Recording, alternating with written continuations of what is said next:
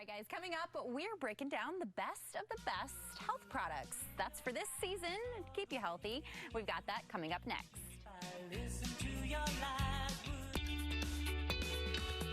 Welcome back, guys. Of course, the holiday season, it's a really busy time of year. There's so much going on. It can take a toll on your immune system, and that's the time when you get sick, you kind of wear yourself thin.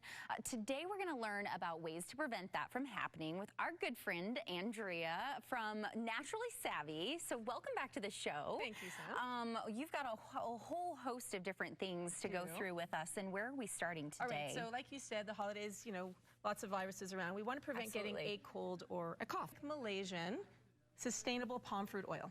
Oh, no. I mean, I've heard of palm fruit oil, but that's just about it. Okay, so palm fruit oil is a superfood that produces a healthy oil that contains many nutrients, including tocotrienols. So tocotrienols are from the vitamin E family, and it's super important for our brain health and our heart health, among other things as well.